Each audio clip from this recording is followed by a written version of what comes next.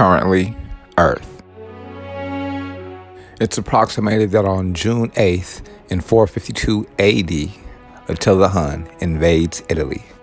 This invasion wasn't considered a success in terms of geographical progress for the Huns.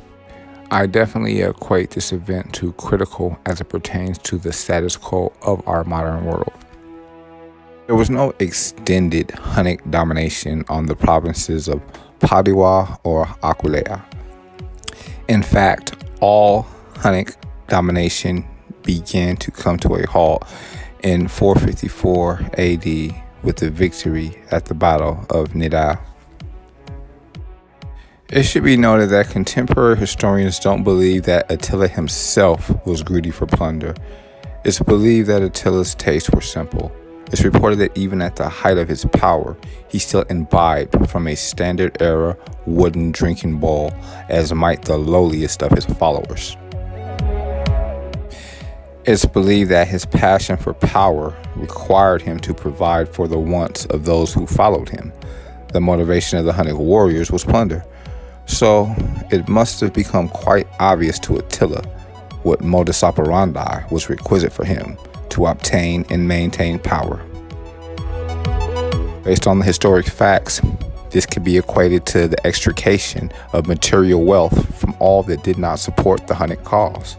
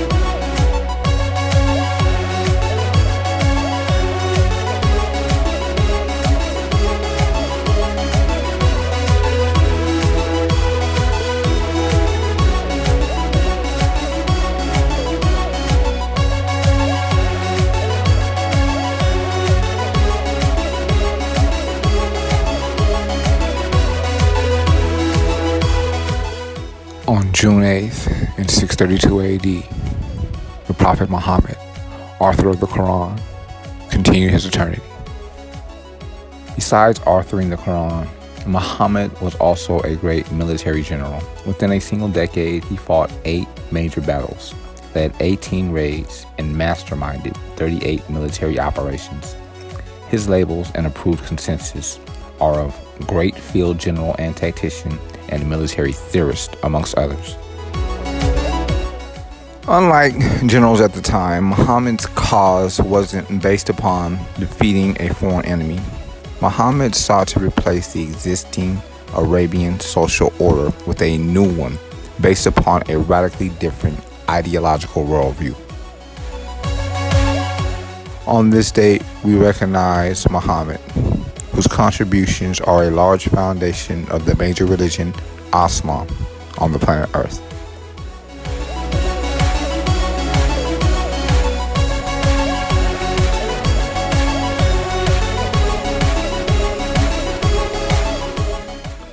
On June 8th, 793 AD, the Vikings raided the Northumbrian coast of England. The monastery at Lindisfarne was the preeminent center of Christianity in the Kingdom of Northumbria.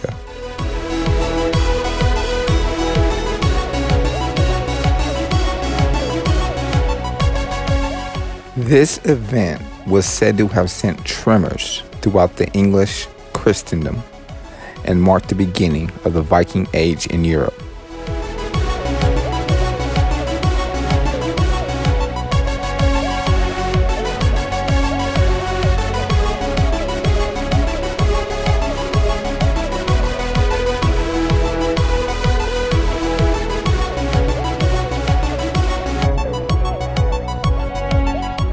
Irish monks settled Lindisfarne in AD 635, and a monastery became the center of a major saint's cult celebrating its bishop, Cuthbert.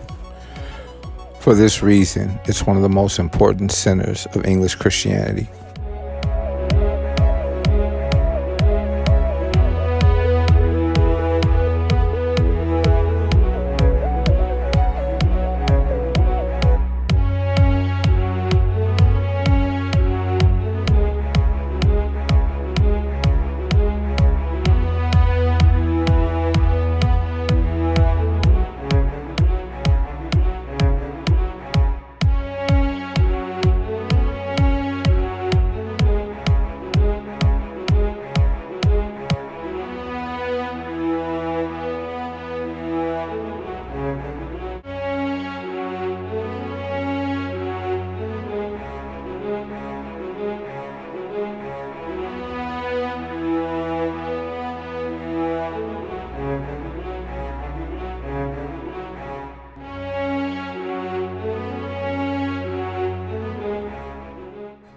On June 8th in 1915, William Jennings Bryan resigned as Secretary of State.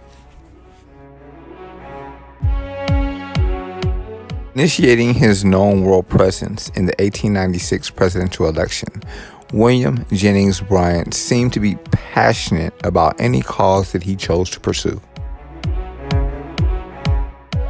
His reasons for resignation were based upon the disagreement with then President Woodrow Wilson.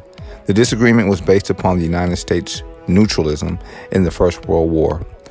William Jennings Bryan believed that we should stay neutral. A 1915 sinking of the RMS Lusitania by a German U-boat may have been the spark that initiated the resignation. After Wilson sent an official message of protest to Germany and refused to publicly warn Americans not to travel on British ships, Bryan delivered his letter of resignation to Wilson on June 8, 1915.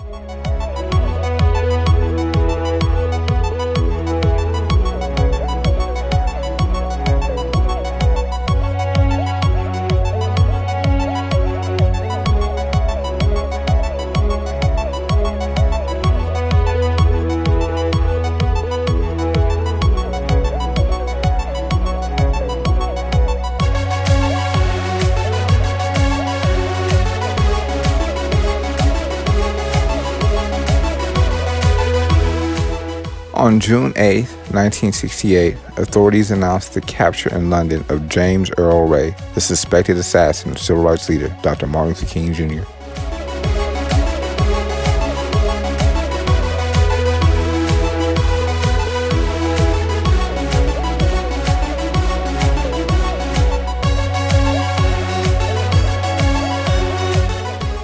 It was 2 months after Dr. King's continuance into eternity that Ray was arrested at London Heathrow Airport, attempting to leave to the United Kingdom for Brussels.